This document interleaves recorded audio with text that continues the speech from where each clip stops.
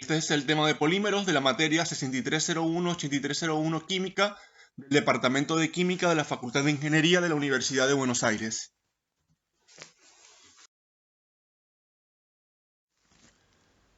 Los polímeros son moléculas de gran tamaño, es decir, macromoléculas. Moléculas de gran tamaño, el nombre polímeros proviene del griego poli, que significa muchos, y meros, que significa partes o segmentos, es decir, que son moléculas de gran tamaño con partes y segmentos. Los polímeros se producen por la unión de cientos, miles y en algunos casos a nivel industrial de millones de moléculas pequeñas denominadas monómeros, que es el material de partida, que forman enormes cadenas de las que formas más diversas. Estas formas pueden ser lineales, por ejemplo, donde las macromoléculas son predominantemente en líneas rectas, si se puede decir de esa forma. Ramificadas, que es decir que las mayorías de las ramas principales tienen algunas ramificaciones, y entrecruzadas, que es cuando las macromoléculas están unidas a otras mediante unas moléculas más pequeñas o mediante un enlace covalente o iónico. Estas macromoléculas se forman en casos más sencillos por la repetición de unidades estructural llamada segmero. El segmero es lo que denominamos anteriormente el segmento de la molécula ya establecida, del polímero. El proceso de formación de polímeros es el de polimerización, es decir, es la reacción por el medio el monómero forma el polímero. Los polímeros pueden ser homopolímeros, es cuando la unión del segmero es siempre la misma, es decir, es una unidad que se repite y es la misma a lo largo de la cadena. Puede ser un copolímero, que es cuando dos monómeros están unidos en la misma cadena polimérica. Pueden ser más también, pueden ser 3 o 4, pero la cadena está formada por diferentes moléculas, que es la definición de copolímero. El copolímero puede formar copolímeros alternantes, donde si yo tengo, por ejemplo, A y B, que son dos segmentos de la cadena, A y B va cambiando alternadamente, A, luego B y así sucesivamente. Mientras que si no tiene ningún orden, le dice un polímero al azar, sin orden o random, depende de la bibliografía. Cuando la cadena está conformada por bloques, es decir, una parte de A o una parte de B, o A, luego B, y son pequeños bloques a lo largo de la cadena, es un copolímero en bloque. Por último, cuando yo tengo una cadena que, por ejemplo, es A, esta cadena es lineal y sobre esta línea preestablecida yo injerto de otros segmentos de otro tipo, como por ejemplo B, entonces se dice que es un copolímero de injerto. Existen diferentes métodos y formas de yo generar un polímero mediante una polimerización, pero nosotros nos vamos a enfocar en dos: la formación de polímeros mediante una reacción de adición y mediante una reacción de condensación. A su vez, cada una tiene diferentes formas de formar polímeros por adición, como por ejemplo la forma lineal o cruzada, y lo mismo la condensación lineal y cruzada, que tienen diferentes tipos. ¿Qué es la polimerización por adición? Que es en lo primero donde nos vamos a enfocar. Es un método por el cual se sintetizan polímeros donde se utiliza como partida monómeros vinílicos. ¿Qué es un monómero vinílico? Son monómeros donde poseen insaturaciones. Los vinílicos normalmente tienen un doble enlace, por lo tanto son alquenos. Si bien nosotros nos vamos a enfocar en esta materia solamente a dar ejemplos a partir de alquenos, también existen otros polímeros por esta vía donde se pueden presentar triples enlaces o un enlace doble carbono-oxígeno, por ejemplo. Y en la formación de los polímeros por adición, el mecanismo para la obtención se hace en 3 etapas. Vamos a decir cuáles son las etapas, pero estudiar la cinética de polimerización no es el objetivo de esta materia, pero se quiere que entiendan que esto ocurre. Existe una iniciación, una propagación y una terminación. Así se crea un polímero por adición.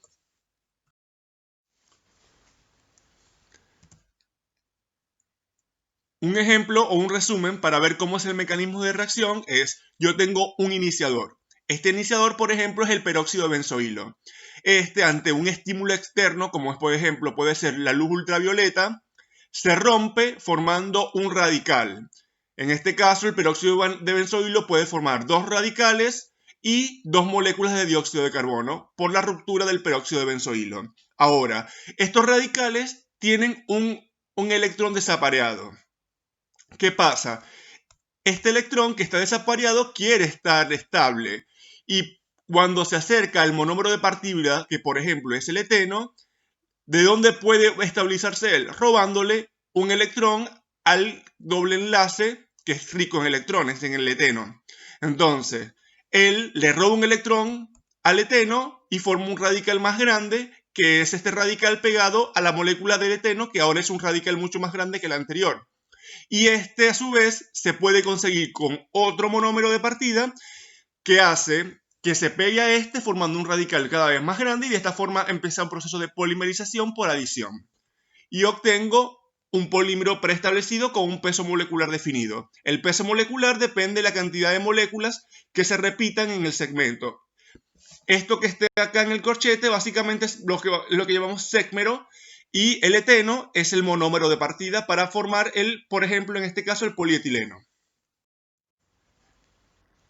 El método que vimos anteriormente, que era el eteno, el etileno, que es el monómero de partida, lo polimerizo y formo el polietileno.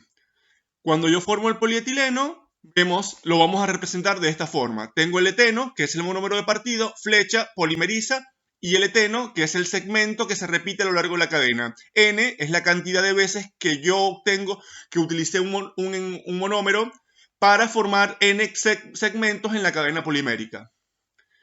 Este compuesto es un agente químico inerte, es algo sensible a la oxidación provocada por los rayos ultravioleta, pero es muy bueno como aislante en la industria eléctrica. Como material de embalaje para la impermeabilidad porque es impermeable al vapor de agua y también es muy bueno para la formación de frascos, plástico, tapas de gaseosas, en tuberías, entre otros. Si bien el polietileno es único, yo puedo obtener diferentes tipos de polietileno en función de su estructura. Por ejemplo, si tengo una estructura lineal, nosotros todo envase que está hecho a partir de polietileno de alta densidad, lo verán con el número 2. ¿Por qué es de alta densidad? Como sus moléculas son lineales, estas se pueden acomodar muy fácilmente, por lo tanto están mucho más compactas por su linealidad, lo que haga que se llame polietileno de alta densidad. Se obtiene por polimerización de etileno a presiones relativamente bajas y con un catalizador, en promedio con un catalizador Singer-Natta o un óxido metálico. Si yo obtengo un polietileno que es más ramificado, tiene otras características. ¿Por qué? Porque estas ramificaciones evita, mejor dicho, que estas cadenas se acomoden muy bien. Como las cadenas no se pueden acomodar muy bien, quedan muchos espacios en ellas, entonces es menos denso. Por eso se llama polietileno de baja densidad y lo vamos a ver como PEBD. Y cada vez que vemos un envase con el número 4 de reciclabilidad, quiere decir que está hecho de polietileno de baja densidad. Y se obtiene por la polimerización del mismo monómero, que es el etileno, pero a altas presiones con oxígeno o catalizadores de peróxido. Otro monómero que se utiliza por la polimerización por adición 1,2 lineal es el propeno o el propileno. Este polimeriza formando el polipropileno. Cuando veamos un envase con el símbolo 5 es porque está hecho a partir de polipropileno. Este tipo de polímero es mucho más resistente que el polietileno, que resiste mucho más altas temperaturas. Son rígidos y de alta cristalinidad. Y tiene un elevado punto de fusión, lo cual para la preparación de envases es muy bueno. Se usa para fabricar recipientes, películas de empaques, alfombra, cajones, entre otros materiales.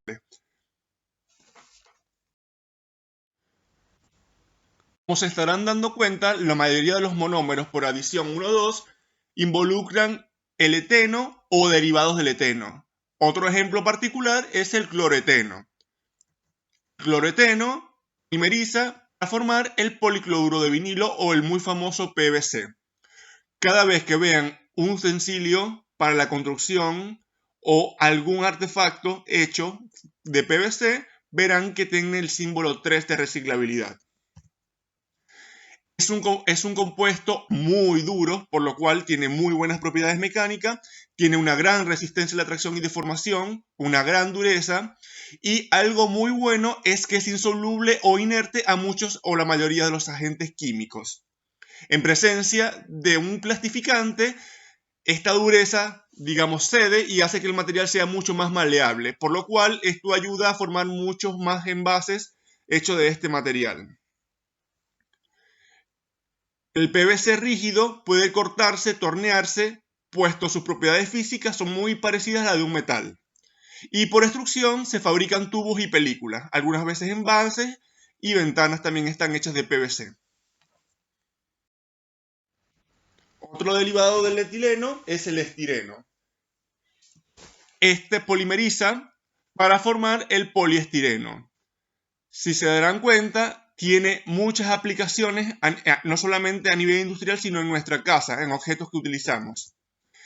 Y se obtiene un producto totalmente transparente y con un índice de refracción elevado, siendo utilizado en aparatos de iluminación gracias a estas propiedades. Es un valioso aislante eléctrico, aunque algo frágil al calor. Otro monómero que se utiliza mucho por esta polimerización es el acrilonitrilo. Este polimeriza para formar el poliacrilonitrilo o PAN. Este normalmente en forma pura y en polvo se utiliza para favorecer la aeración del suelo y mejorar la permeabilidad y disminuir la erosión. Otra cosa particular de este material es que se pueden hacer fibras a partir del PAN, aunque en general, cuando ustedes van al material, no está hecho solamente de poliacrilonitrilo, sino que está mezclado con otro polímero, es decir, que está en forma de copolímero. También se utiliza mucho para formar fibras de carbono a partir de este material. El tetrafluoreteno o el tetrafluoretileno polimeriza por la adición 1,2 y forma el politetrafluoreteno o el politetrafluoretileno, PTFE. Este material es muy utilizado en la construcción en nuestras casas. La mayoría de nuestros sartenes antiadherentes están hechos de este material y esto es porque resiste muy bien el calor. En promedio puede soportar hasta 300 grados centígrados sin degradarse. Por eso, aparte, es muy bueno contra muchos agentes químicos. Solamente lo atacan los metales alcalinos. Se usa para bujes, juntas, revestimientos de utensilios de cocina, gracias a que tiene unas buenas propiedades de antiadherencia.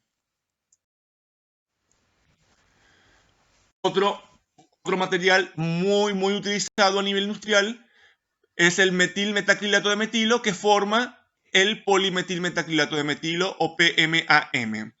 Es muy transparente, conocido como el vidrio orgánico, de altas propiedades mecánicas y como termoplástico puede estamparse y moldearse por encima de 150 grados centígrados. Se le conoce como compuestos acrílicos. Otra polimerización es la adición 1,4. Se obtiene a partir del butadieno o sus derivados. Se obtienen productos flexibles a temperatura ambiente, que son los elastómeros. Más adelante vamos a ver qué es un elastómero.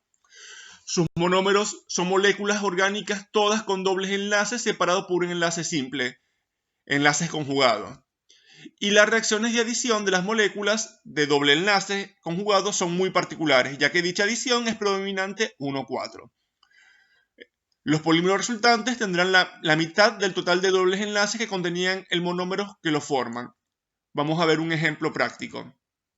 Acá tengo el 1,3 butadieno, es un dieno, tiene dos doble enlaces.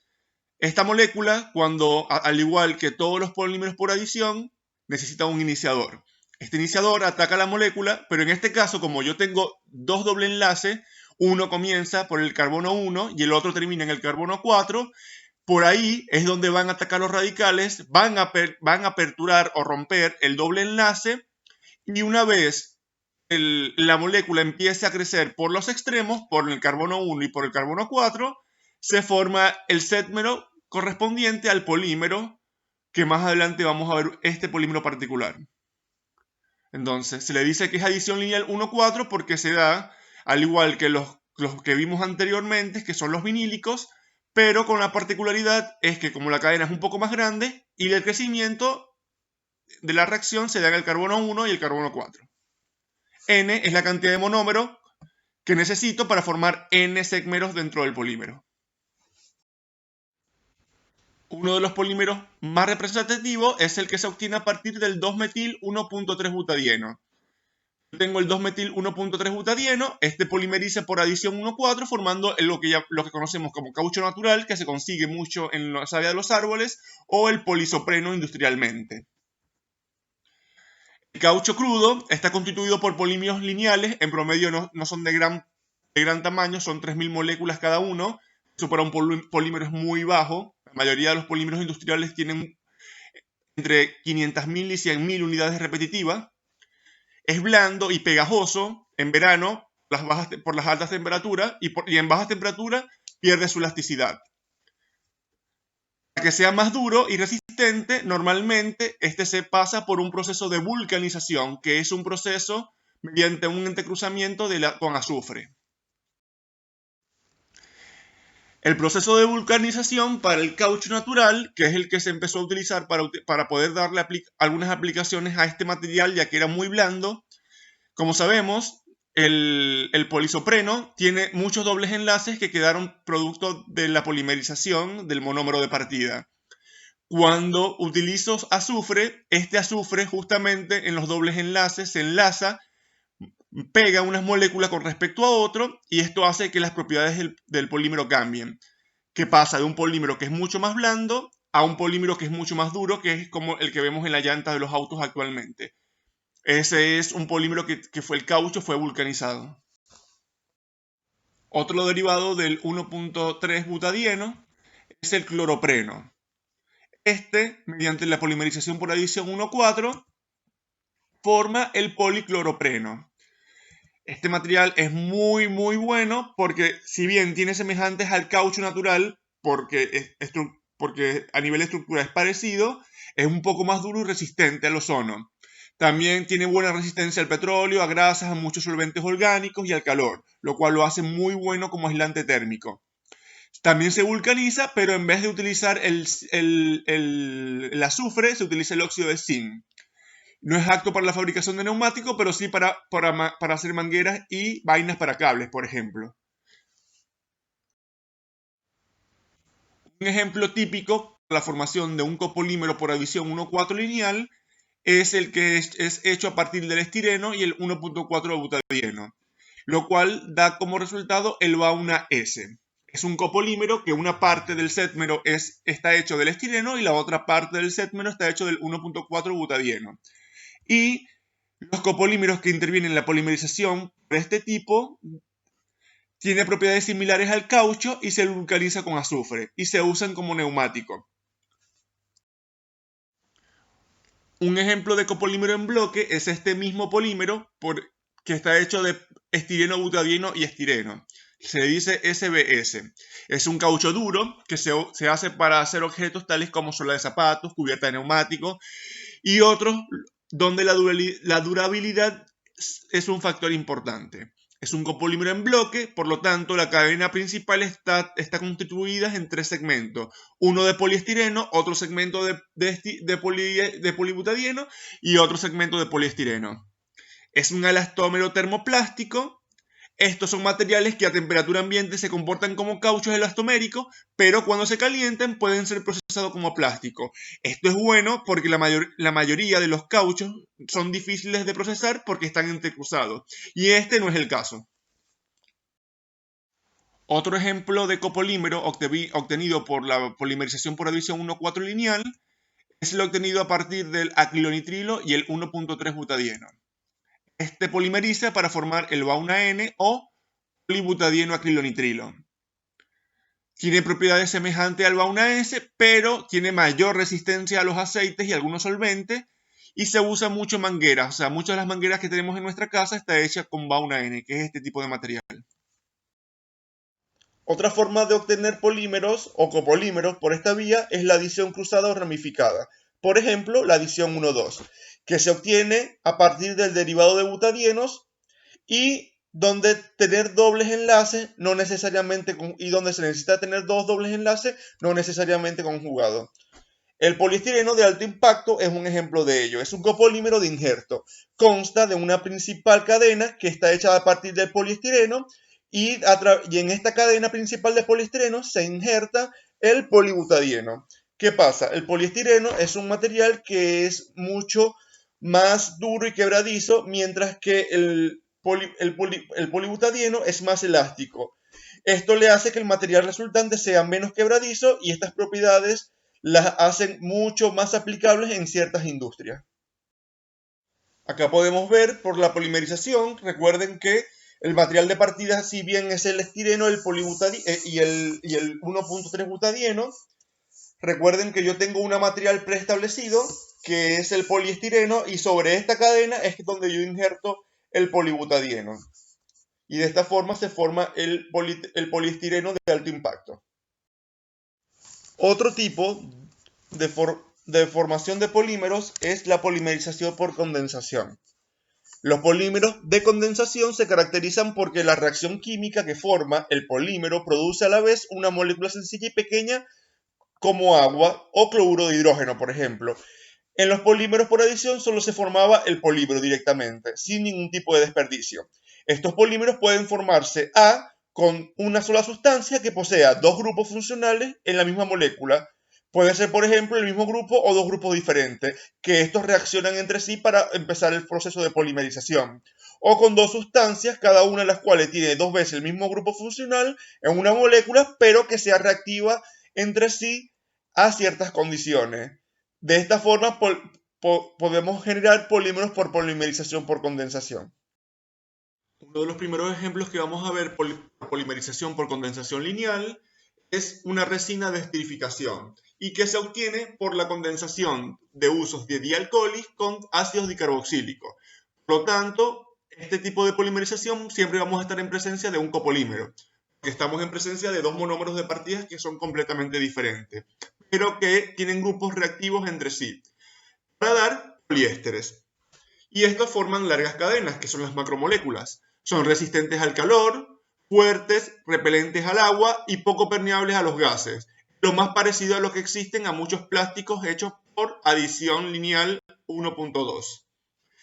Se lo utiliza como fibras y películas y se usa mucho en botellas de bebidas y sogas también. Un ejemplo es el que cuando yo utilizo un copolímero como es el 1.2 etanodiol, etilenglicol, como nombre comercial, y un ácido tereftálico. Como vemos, estamos en presencia de un ácido tereftálico que es un diol, que es un ácido dicarboxílico, y el etilenglicol, que es un diol. Esta, en presencia de ácido que se usa como catalizador y calor, da el polietelentereftalato, el PET. Y lo vamos a ver con el símbolo 1 en materiales reciclables. En español también lo pueden ver como PET.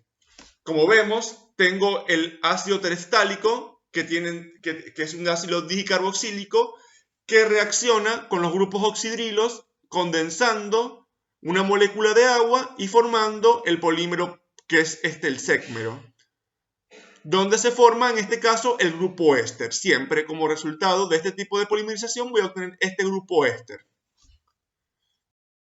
Otro ejemplo de polimerización de condensación lineal es la obtención por resinas poliamídicas.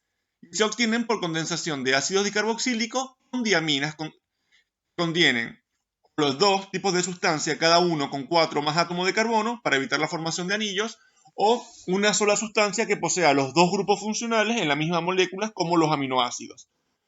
Son tenaces, de baja absorción de aguas, hilables y autolubricantes. Los usos principales son fibras, textiles, sogas, bujines, engranajes, entre otros. Un ejemplo es el nylon 6,6, que se obtiene del ácido adípico o hexanodioico y una diamina que es el 1.6 hexanodiamina. Estas reaccionan por condensación formando el nylon 6,6. Se dice que es el nylon 6,6 porque tiene 6 moléculas de carbono cada uno del sétmero de partida, cada una de la parte del sétmero de partida.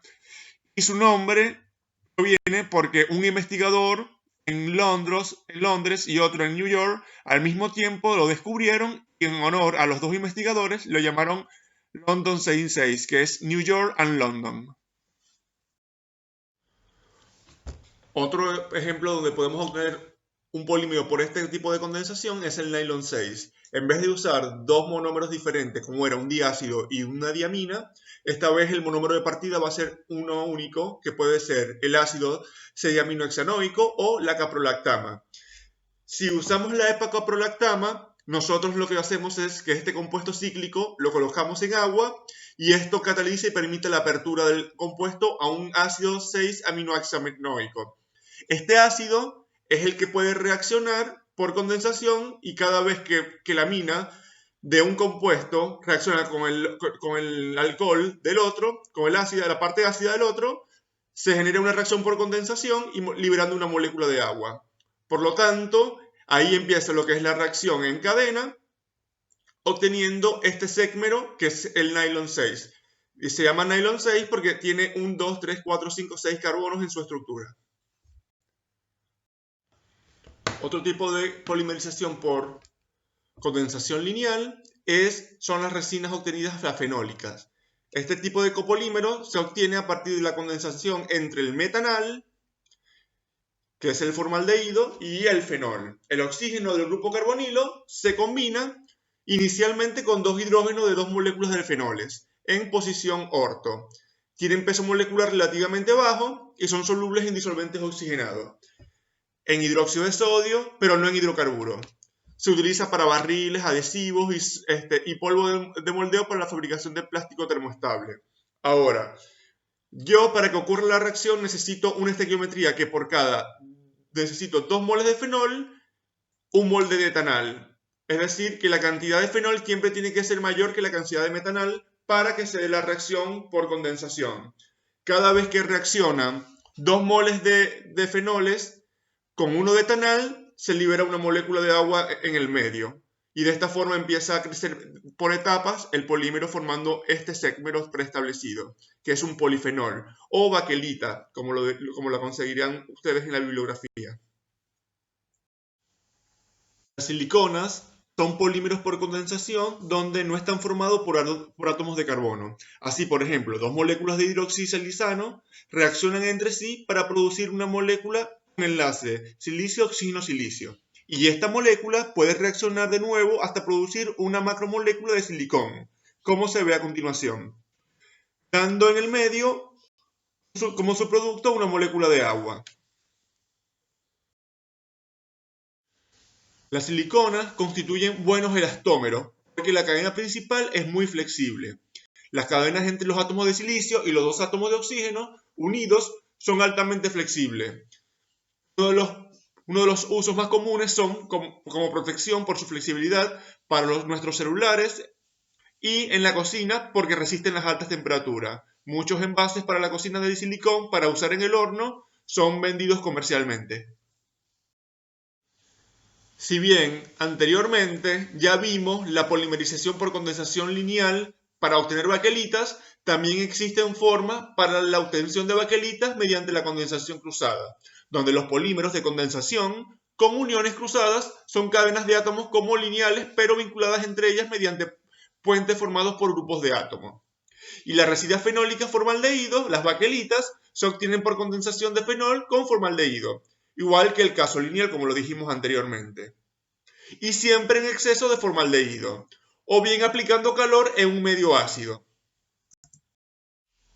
Acá vemos un ejemplo de una resina de fenol formaldehído. En este caso vemos que tenemos 1 mol de fenol con 2 de formaldehído y reaccionan para dar la baquelita. Si nos damos cuenta, esta vez el crecimiento se da de una forma totalmente diferente, lo que cuando la vemos un poco más grande da esa estructura tridimensional, que le da diferentes tipos de aplicaciones, como por ejemplo la producción de bolas de billar.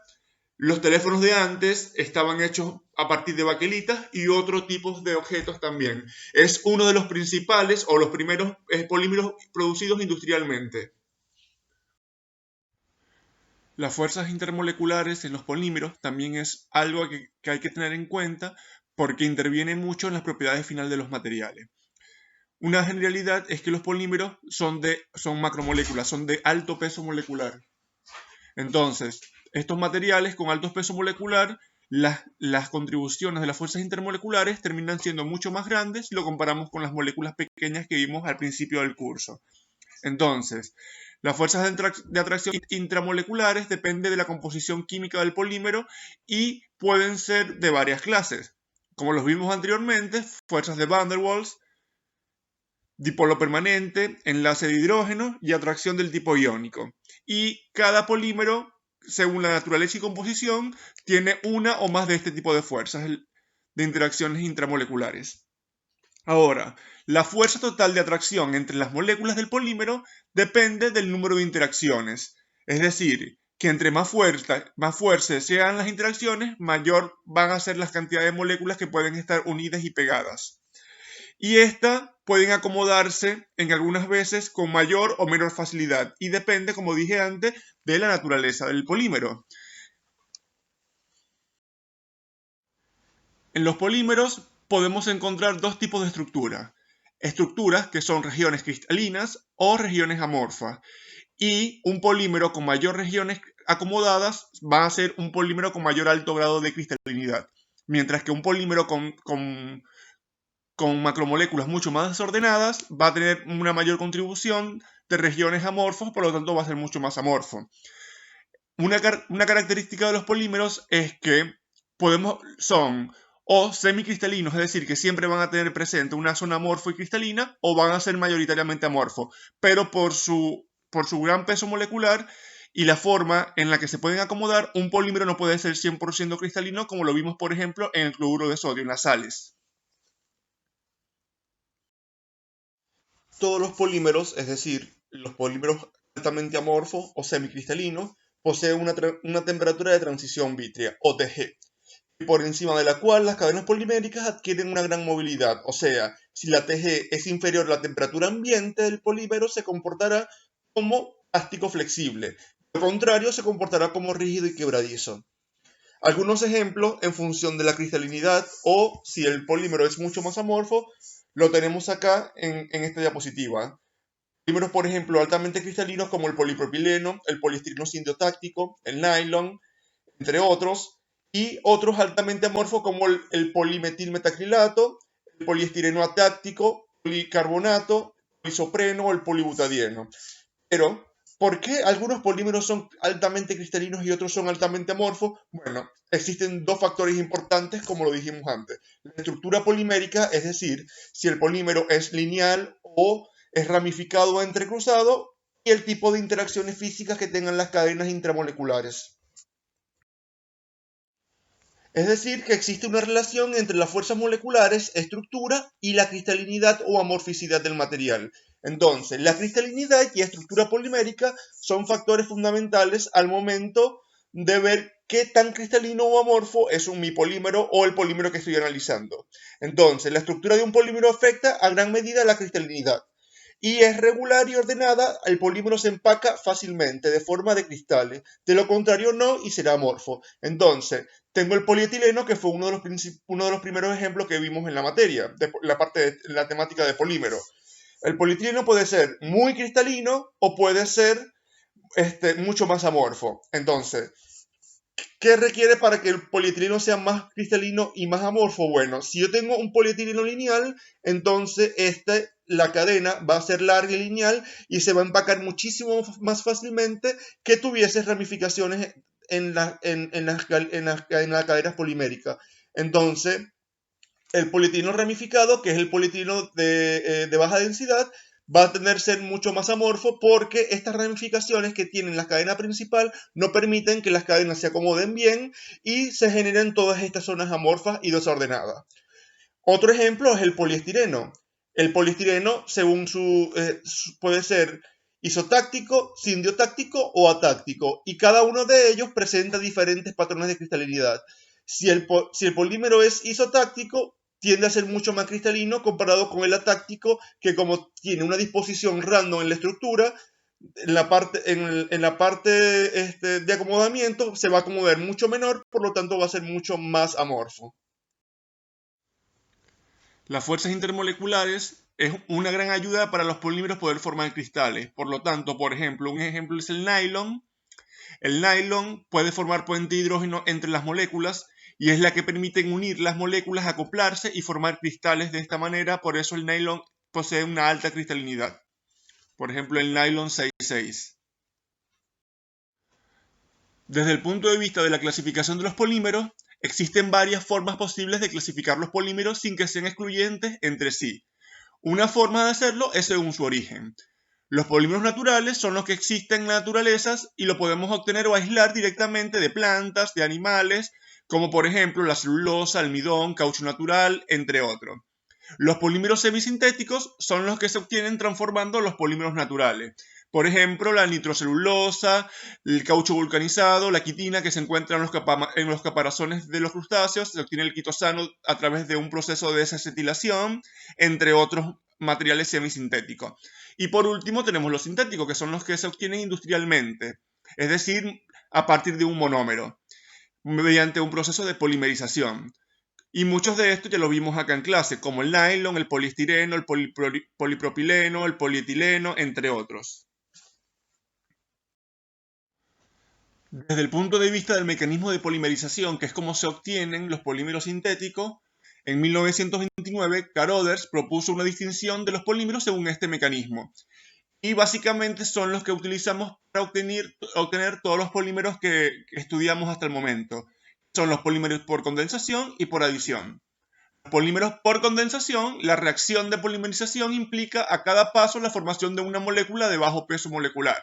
Es decir, se forma un dímero, es decir, son moléculas de 2, 3 y se va anexando y de esa forma va creciendo etapa uno tras otro. Y en promedio elimina una molécula en el proceso, como por ejemplo ácido clorhídrico, agua, entre otros casos que vimos acá en clase. Los polímeros por adición, la polimerización no implica liberación de ningún compuesto de esto, de bajo peso molecular. Y son la mayoría de las reacciones que vimos como los polímeros vinílicos, donde existe un doble enlace y mediante un iniciador se empieza la propagación y luego se obtiene el polímero de esa forma.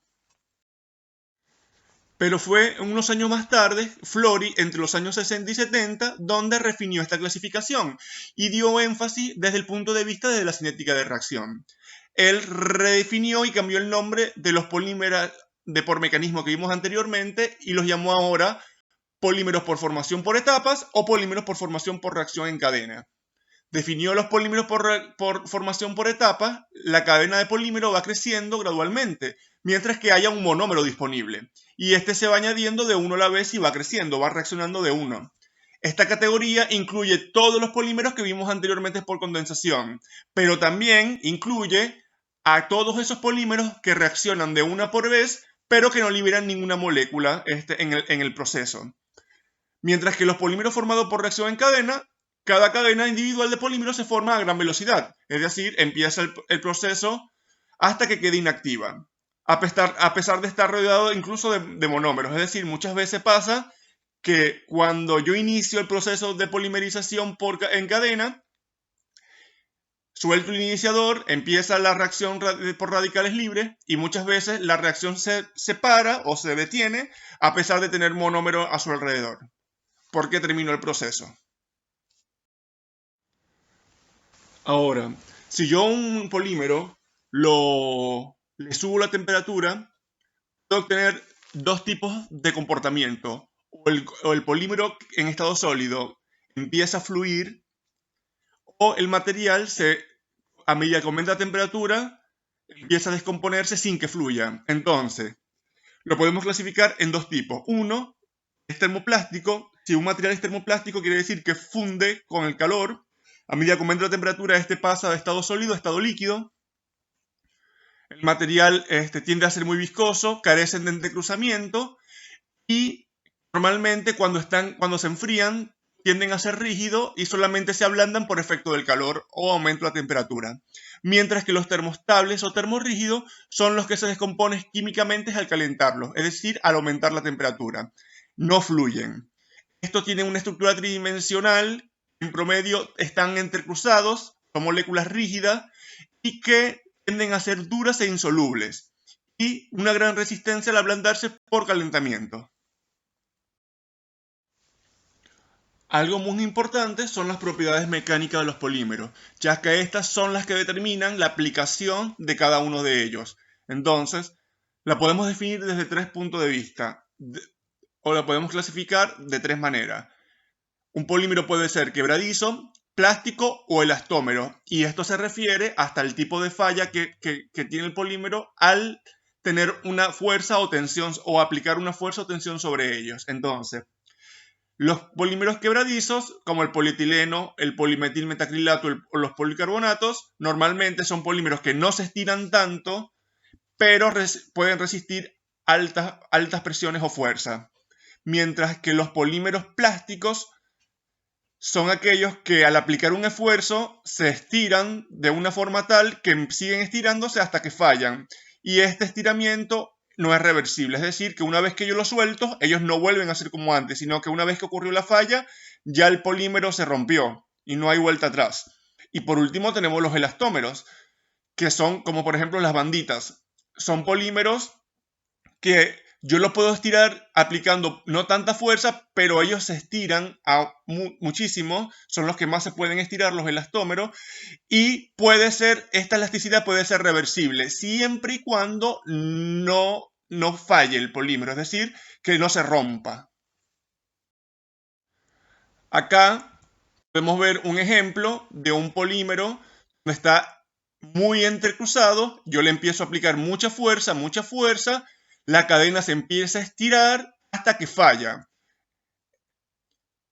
Lo que ven no se estira tanto, simplemente el material se estira ligeramente hasta que falla, pero soporta mucha fuerza antes de la falla. Tenemos los plásticos, por ejemplo, como dijimos, el polietileno, el polipropileno, donde al estirarlo axialmente, estos se empiezan a estirar, se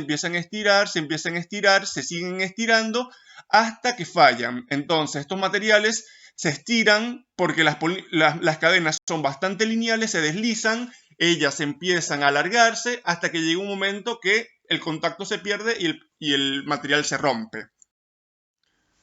Y en esta diapositiva le queda plasmado teóricamente lo que vimos allá de forma visual en los gráficos, que son las definiciones según las propiedades mecánicas de un elastómero, de un polímero plástico y de una fibra.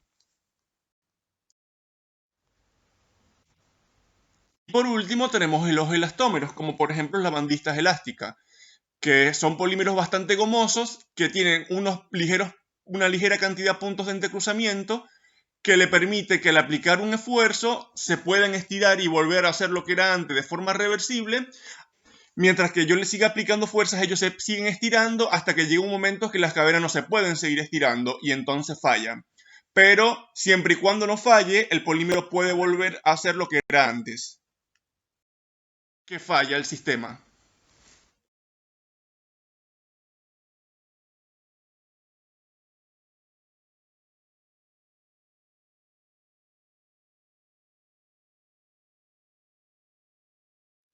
Desde el punto de vista de aplicaciones en propiedades mecánicas, el polímero también se puede tener dos tipos de aplicaciones, en recubrimientos o adhesivos. Los recubrimientos son sustancias que normalmente pueden ser líquidas o geles que se adhieren a una superficie de un material particular y esto pueden generar, por ejemplo, resistencia a la abrasión, una protección ante la corrosión, una protección ante la humedad, entre otros. Mientras que los adhesivos son sustancias que combinan una alta adhesión y una alta cohesión para poder permitir la unión de dos o más cuerpos en una superficie. Entonces, muchos polímeros de estos son utilizados como tipo adhesivos también.